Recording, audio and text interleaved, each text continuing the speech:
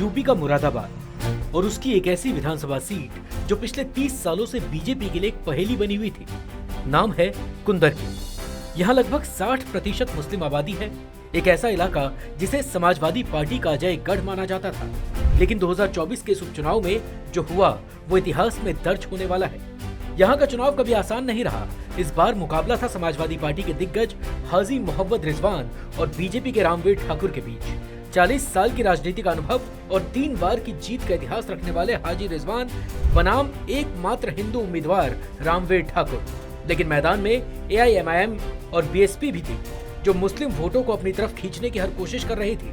लेकिन ये चुनाव सिर्फ नेताओं की टक्कर तक सीमित नहीं था, ये एक रणनीतिक खेल था। बीजेपी ने यहाँ खेला अपना मास्टर स्ट्रोक। मुस्लिम बहुल सीट पर रामवीर ठाकुर जैसे चेहरे को खड़ा करना एक बड़ा रिस्क था, लेकिन इस बार ये रिस्क रिवॉर्ड में बदल गया। कुंदरकी में सीएम योगी आदित्यनाथ ने पूरी ताकत झोंक दी। एक के बाद एक रैलियां की। बीजेपी की मुस्लिम विंग ने भी हर दरवाजे पर दस्तक दी और रामवीर ठाकुर ने भी टोपी पहनकर तुर्क समुदाय के बीच अपनी छवि बनाने में कोई कसर नहीं छोड़ी। ये बीजेपी की नई रणनीति थी जो इस बार काम कर गई। मैं तो 50,000 से ऊपर मान के चल रहा हूँ। जब टिकट भी नहीं हुआ था तब से भी मान के चलता था, लेकिन कार्यकर्ता ये मान के चल रहा है कि भाई हमने वोट दिए हैं, दिलवाए हैं, हम गांव-गांव घूमे हैं, गली मोहल्लों से बुजुर्गों को निकाल के लाए हैं। आप जो है 75,000 से 1 लाख के बीच में जीतोगे, ये कार्यकर्ता कह रहा है। तो मुझे अपनी बात थोड़ा मैं विड्रा कर रहा हूँ कि मेरी बात थोड़ा सा जो है कम आकलन है मेरा।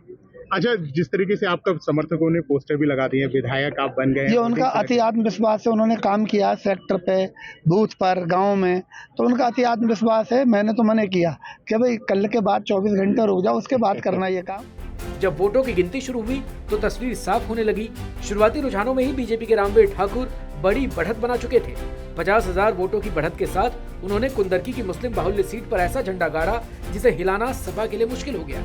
लेकिन इस नतीजे ने हाजी मोहम्मद रिजवान को चौंका दिया। उन्होंने सीधे सीधे धांधली का आरोप लगाया। कहा कि सरकार ने वोट नहीं पड़ने दिए, लिहाजा चुनाव दोबारा होना चाहिए। धांधली तो हुई है, बड़े पैमाने पर हुई है, इसमें तो कोई दो राय नहीं है।